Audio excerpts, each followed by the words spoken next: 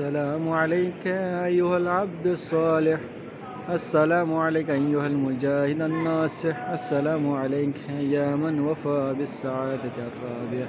السلام عليك يا من نكث ببيعة يزيد وفدى بروحه للحسين الشهيد. السلام عليك أيها البطل الصنيد.